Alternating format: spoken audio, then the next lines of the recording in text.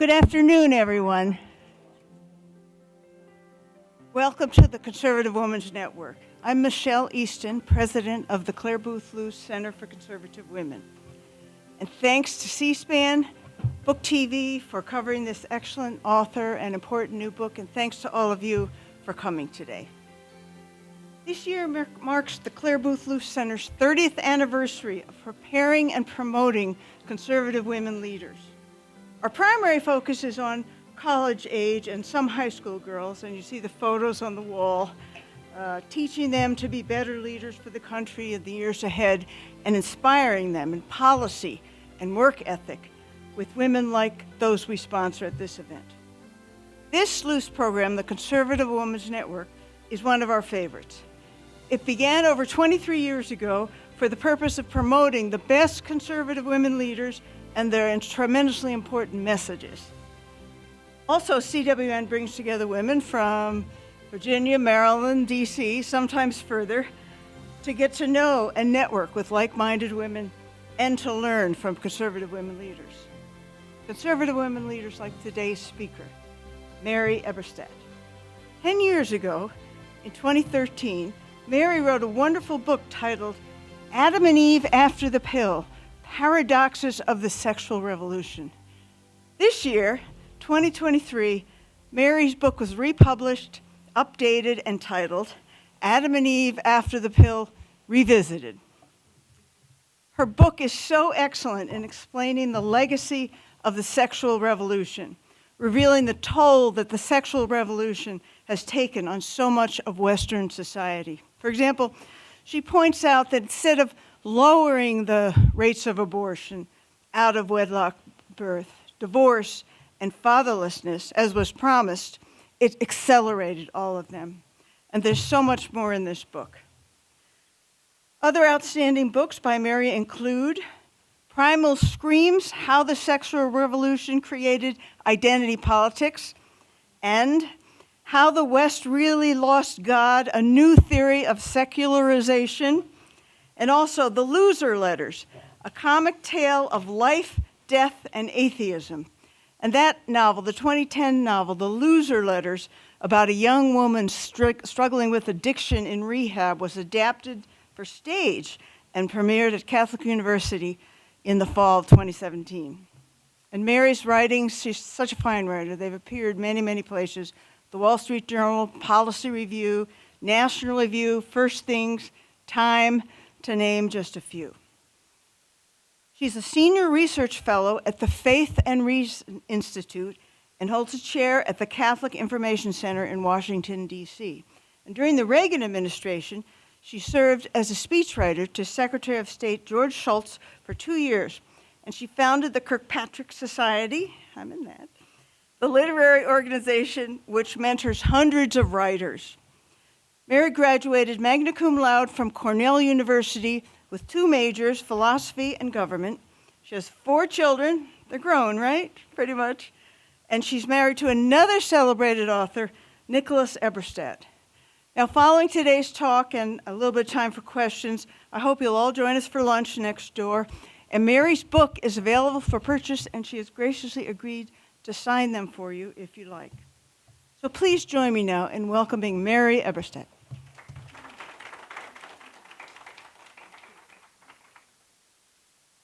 Thank you, Michelle, for that wonderful introduction, and thank you, Lindsay, and all who have made it possible to be here today.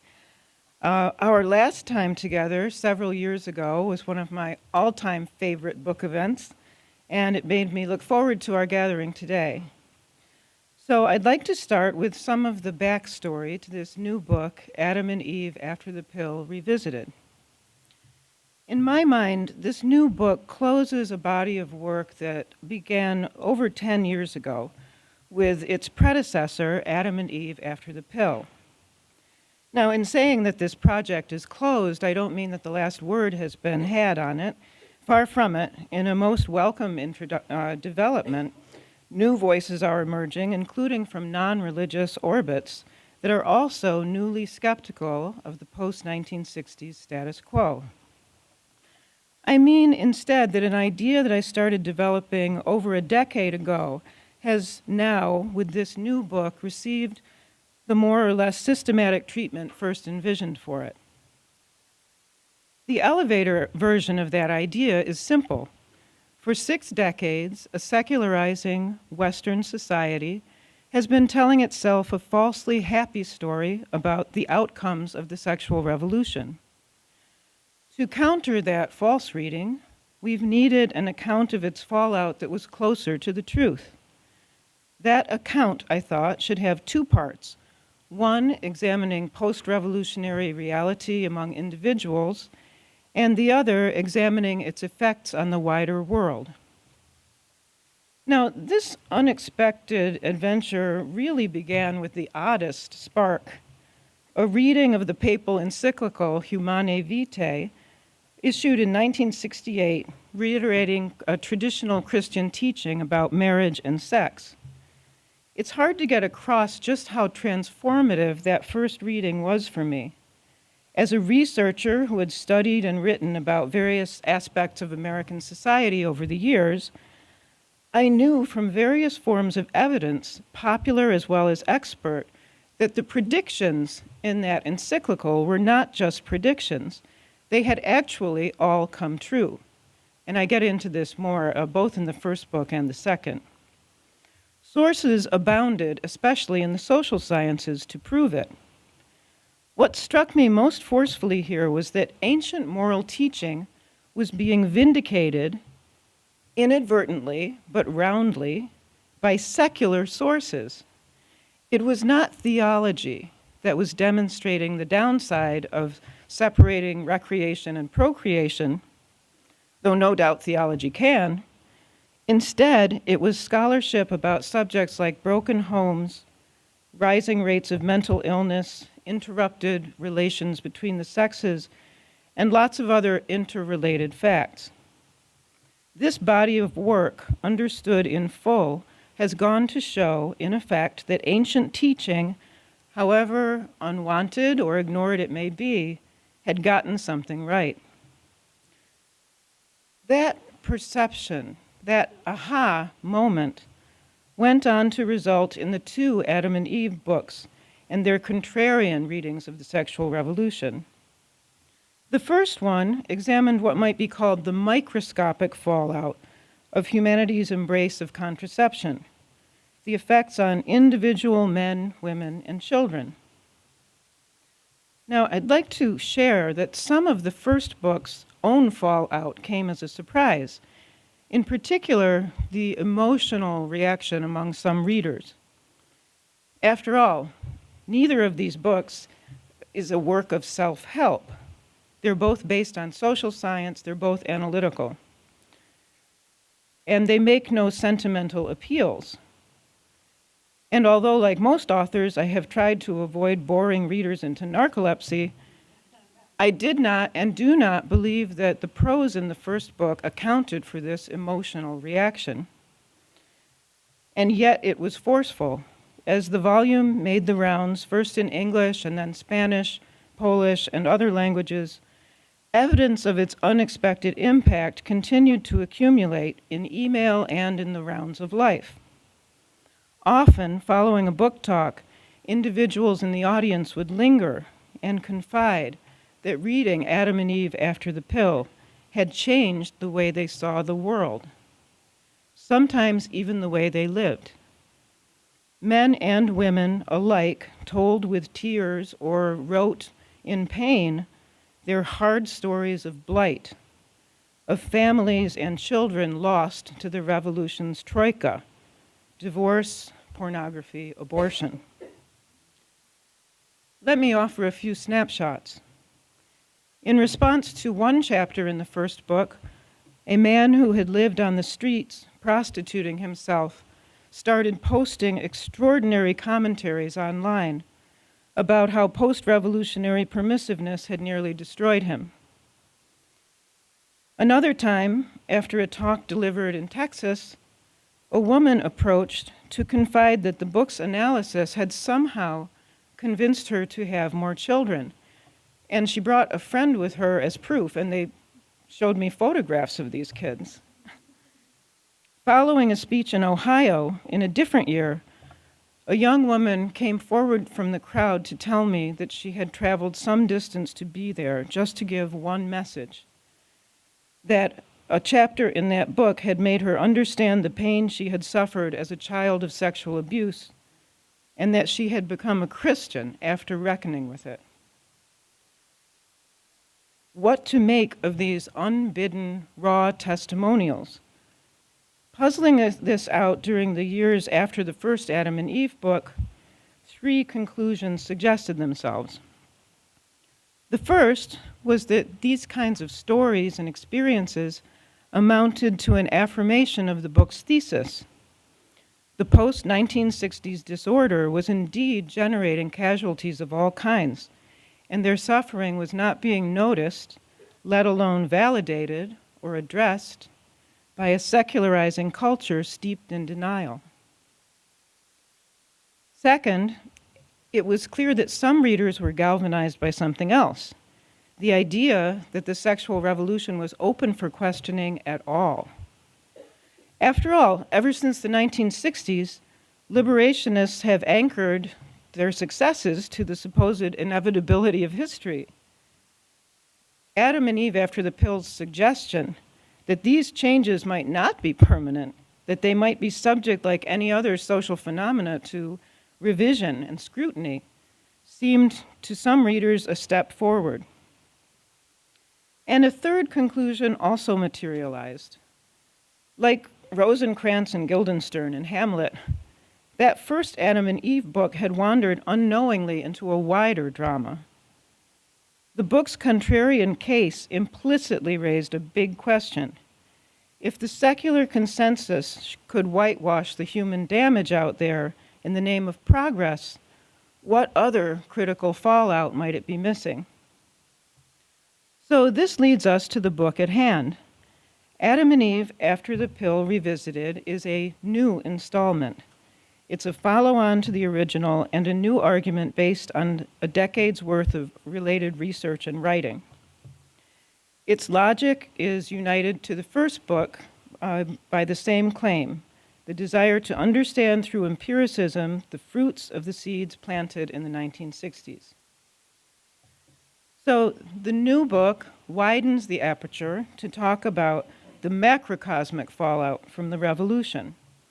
It dissects the effects of the revolution on society, politics, and church. Needless to add, the foreword by the late, great Cardinal Pell, with whom I discussed some of these arguments, is the honor of a lifetime. Let's look at one area covered in the book, the revolution's effects on society. The first thing to understand is this. Thanks to the compounding fractures of 6 decades, people today live very differently from the way our ancestors did.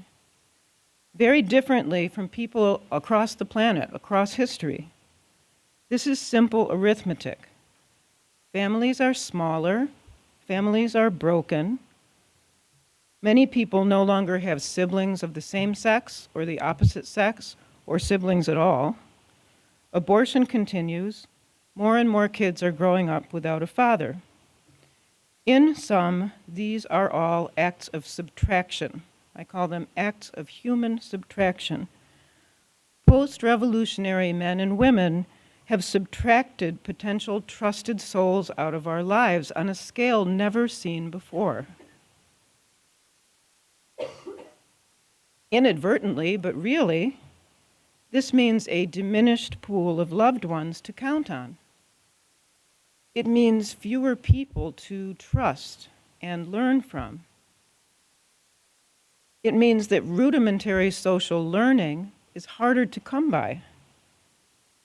The differences between men and women, the meaning of marriage, the sanctity of motherhood and fatherhood, more and more people lack the vocabulary for these foundational concepts. Post-revolution, the route to fulfillment and joy has become more elusive.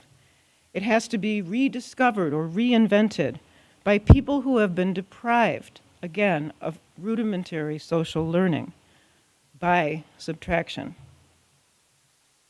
So consider just some of the empirical evidence illustrating our social disintegration.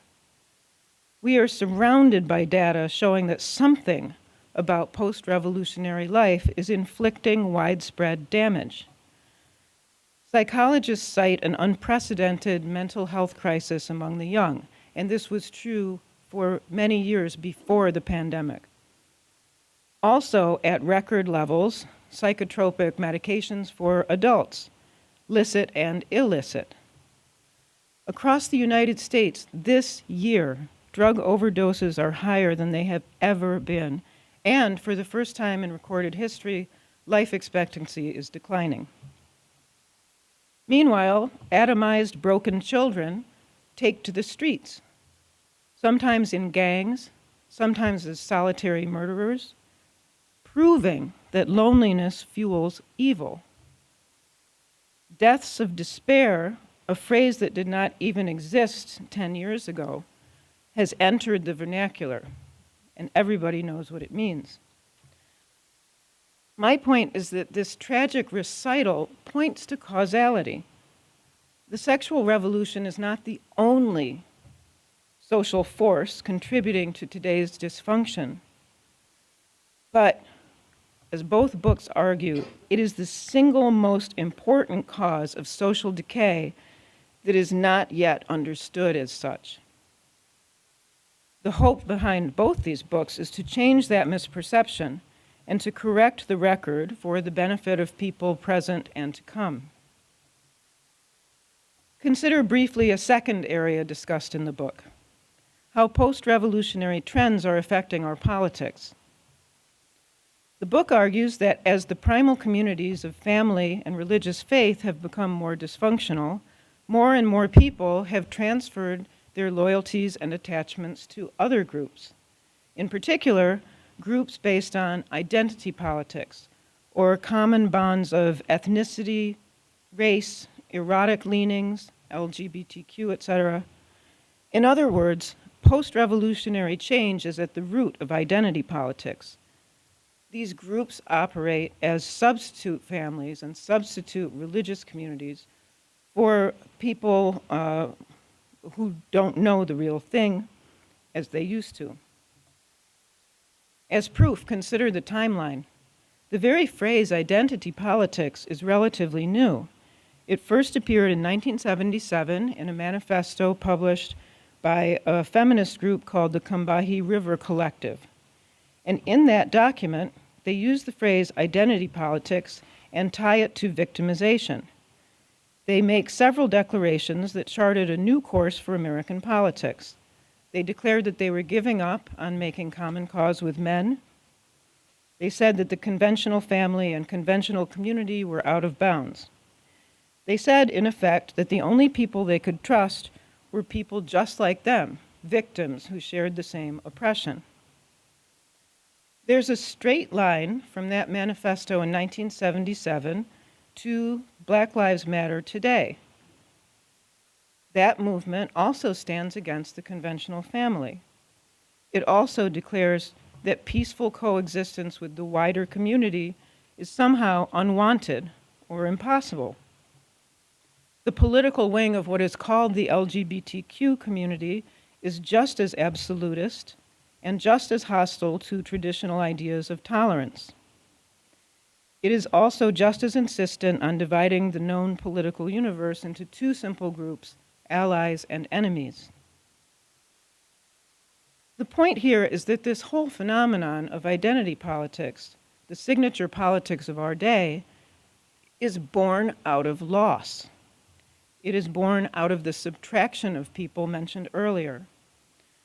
Identity politics says that the most important thing about an individual is not his or her relation to family or to God. It is instead that person's status as a victim.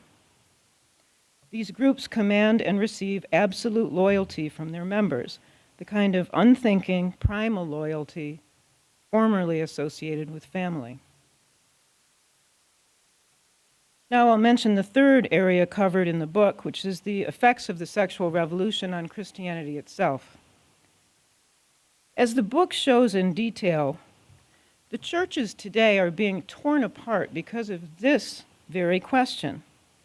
Can Christianity jettison ancient teachings about marriage or sex without falling into decrepitude? Or can it not? Christians are often accused of being obsessed with sex, but this was and is a bogus charge. It is difference over sex that tears the churches apart today, not different interpretations of the Beatitudes or the saints or angels dancing on pins. No, this is all about the sexual revolution. All of the splits that we see in the churches amount to just that. Once again, the question before us is, can a Christianity that turns its back on 2,000 years of moral teaching succeed, or can it not? I believe the evidence of the collapse of the mainline churches, about which there is a whole chapter in this new book, speaks for itself, but readers should assess the evidence and judge for themselves. This brings us to one final point to consider. We are all witnesses here and now to a great irony. It encompasses not only the Christians of America, but those of the entire Western world. After all, Western Christianity spends most of its time these days in a defensive crouch, squabbling internally. And yet, all the while, evidence from outside the churches continues to point towards something that many people inside the churches seem not to know. Christianity, practically alone among all institutions now, has been harboring profound truths for 2,000 years, most notably, in this case, the truth that living by that big, bad, difficult rule book is actually better for human beings than discarding it. To repeat, this irony is extraordinary. Even as the calls for capitulation to the revolution grow louder, transforming and deforming discussions within our churches, the evidence thrown out by the world itself continues to point in the opposite direction. In sum, both Adam and Eve books make a contrarian argument. Post-revolutionary reality is quite other than what the dominant culture says it is. It is gratifying to know, as I mentioned at the outset, that today more voices have joined that side of the argument, including secular voices, as the new book notes in its footnotes. But regardless of public approval, both books were driven by humanitarian conviction. The sexual revolution continues to claim many victims. To honor their witness is not some kind of reactionary indulgence, as boosters of the revolution would say. It's instead an attempt to give voice to the previously voiceless, and there needs to be more of it. It's my modest hope that the facts assembled in both books will persuade believers and unbelievers alike, and above all, give new heart to the wounded and those who tend them. Thank you very much. That's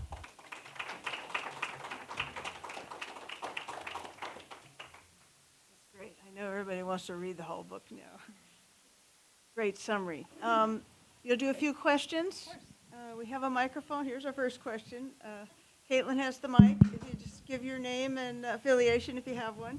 Thank you. Hi, Katie Gorka. Thank you so much for a great talk. So you trace the movement back to the 60s, but I'm curious, do you think it goes back farther, and do you look at all at the Marxist roots of this? Or do you think there are Marxist roots to this? I wouldn't quite go there. I would distinguish two stages of the sexual revolution. Obviously, sexual mores were changing before the widespread adoption of the birth control pill and related devices in the early 1960s. For example, the first big argument over sex was had by the Anglican Communion, within the Anglican Communion in 1930 at their annual conference at Lambeth, when it was decided for the first time in the history of Christianity to make certain exceptions for artificial contraception. this is a historical point that's not well understood because there was unanimity within Christendom about this question from the beginning until 1930.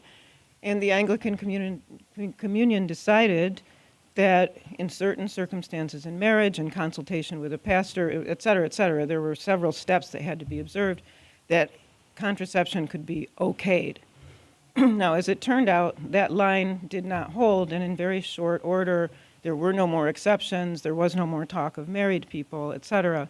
But I draw attention to that both because it was pivotal within the history of Christianity, and because that year, 1930, suggests that there was a rethinking about sex going on well before the birth control pill in 1963. Mary, Susan Yoshihara. I'm president of the American Council on Women, Peace, and Security. And I loved your first book. I can't wait to read your second book. My question has to do with foreign policy. The United States has been promoting this revolution abroad in the post-war area, and mostly since the 60s. We continue to do so now, not just in USAID and state, but also now in the Defense Department. What do you see the relationship? How do you see this helping or hurting American foreign policy? Have you thought about it? And or maybe the reverse might be true, that some of our partners, by pushing back, might have some reverse effect on American policy? What do you think? That's a great question, and one that I have thought about somewhat. I think it is obnoxious and unsustainable for Americans, whether inside the government or as part of NGOs, to go around the world telling people who are almost always browner and blacker people that they should make fewer of themselves, and that the solution to their country's problems is to make fewer of themselves. I find the lack of empathy in that message extraordinary. How many of us would like to be told that the solution to our problems is to make fewer of ourselves? For years, from when I was a teenager, overpopulation. It's our responsibility to have fewer children.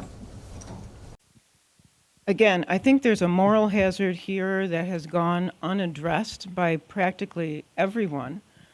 But I know, for example, from friends in Africa who are part of a university there, that when they receive aid from the United States, whether governmental or non-governmental, it often has strings attached to it. And one example that I was given was especially striking. A university professor told me that when computers were sent to a 6th grade class as a gift from unknown sources, unknown to me in the United States, the computers all came with a pamphlet about sexuality, pushing the standard version that we see in the newspapers every day, the dominant version, trying to trickle this stuff down to 6th graders in Africa. Again, moral hazard. Can somebody address this? How do you propose, or what do you propose that we as individuals can do to have some effect on what's happening? I mean, do we try and go through our schools? Do we try, what avenues do you see as the most productive?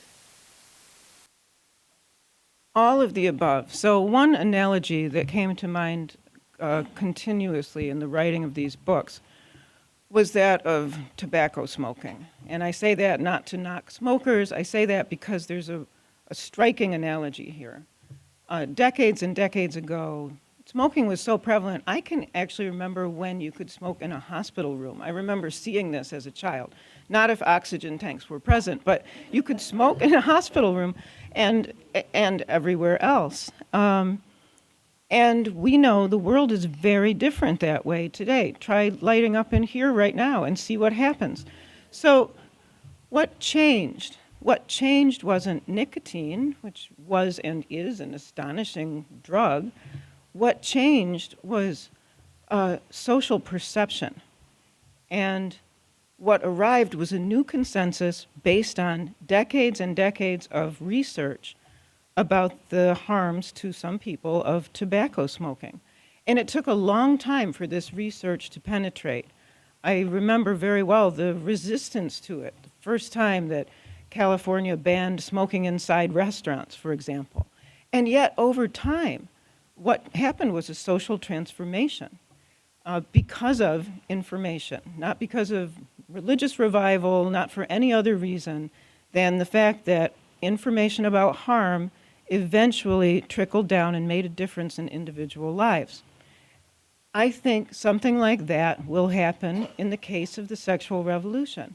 I don't know how many of us will be alive to see it because I think the revisionism is really just starting. But we're seeing things we didn't see even 10 years ago. For example, it's no longer just religious people who talk about the harms of pornography. Perfectly secular therapists who deal with this addiction talk about it. And celebrities who were themselves addicts have come out and talked about this. This is a very encouraging development and another example of how evidence about harm eventually does make a difference.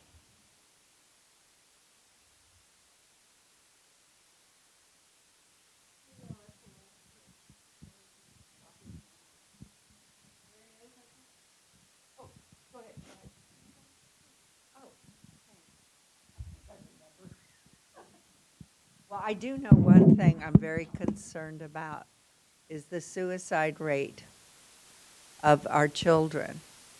And I don't know if it's so much ever. They're being warned in school. You are responsible for global warming. They're being warned in school to the revisionism in history. I don't know how that ties into your sexual revolution. It just seems to me there's a lot going on of their heroes have been destroyed. Now we're being told George Washington's a bad person. Everything is bad. And also the CRT that's being taught in school. What do they have to look forward to? Yeah, it's a great, if very sad question. First of all, we all realize by now, I think, that the internet, in effect, is throwing gasoline on the fire I'm describing here.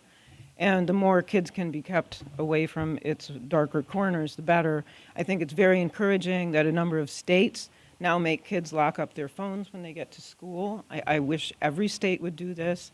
I wish every school would be mindful that the sons and daughters of the pioneers of Silicon Valley do not send their kids to schools where they can have screens. They're made to write longhand, and so should everybody. But again, the internet is a big problem here, as is your opening sentence, suicide.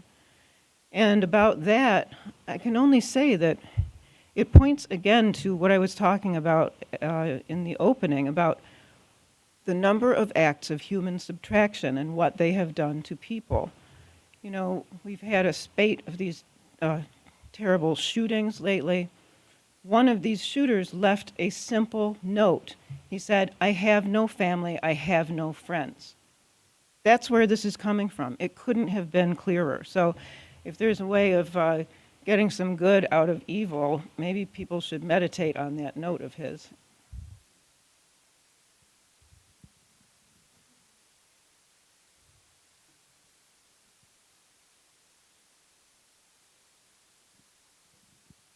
Hi, my name is Rebecca. I'm with the Loudoun County Republican Women's Club. I'm just curious if you have any thoughts regarding who might lead a future movement to push back on this. Do you think it'll be men or women? And what do you see right now? Because sometimes you think, like, you know, where's the women standing up against our denigration of just simply being a woman? People can't even define that now. So what do you think about that? Well, it's encouraging that during the past 3 years, 3 books I'm aware of, written by women, secular women, one in France, one in Germany, one in England, have gotten a wide reception, and they were all critical of the same thing, sexual revolution stuff. So in that sense, I think especially since the Me Too movement, women in particular have been more opening to asking these questions. Why is it so hard to find a good boyfriend? And will I ever get married? And other questions that weren't quite as hard to face before. So that's all to the good. You know, the danger there is that sometimes when women are arguing among themselves, that gets dismissed as some kind of, you know, internal catfight.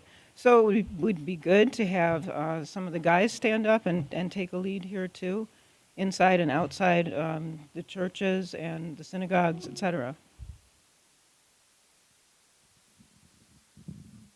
They started on the doors next door. That's what the noise is. I warned Mary that would probably happen.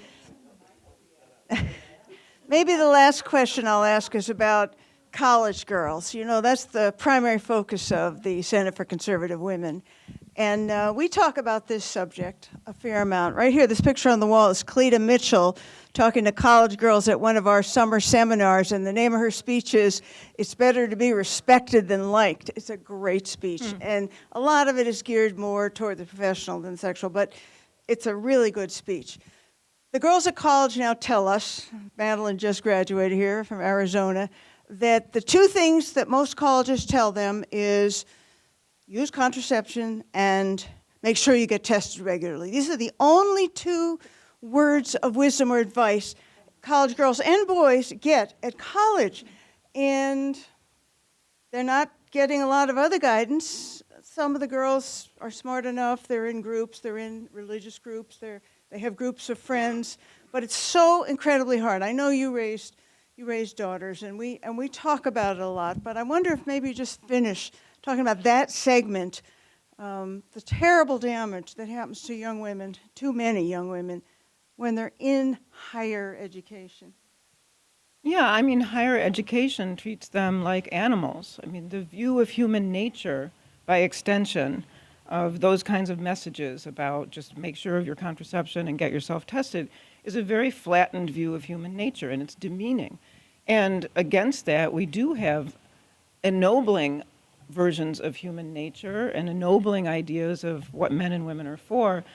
I think we all need to do a better job of getting those out there, and that message goes especially to the churches. But about how hard it is to be a young woman on campus today, I am encouraged by the existence of groups that are new on campus. Some of them religious, some of them not. The Love and Fidelity Network, the Focus Fellowship of Catholic University Students is now on over 100 campuses. Something called Thomistic Circles, run by Dominican friars, is now on every Ivy League campus and many others. These, again, 10 years ago, these things didn't exist, and they prove that there's an understanding out there of the great need in this wasteland, unfortunately, that is the secular university today, and sometimes the religious universities too. So again, signs of hope. Thank you. What an excellent discussion. Thank you so much. I want to give you our limited edition coffee mug with Mrs. Luce's famous saying, Courage is the ladder on which all other virtues mount. "You're certainly a courageous lady." Thank you. It's my favorite color, by the way. Oh, good. It's the color of kings. And I want to give you a copy of my book, How to Raise a Conservative Daughter. You probably could have written this. It covers a lot of areas, but certainly the area that you've just discussed.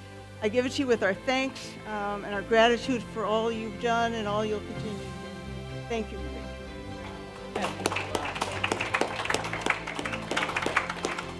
We have lunch next door for y'all.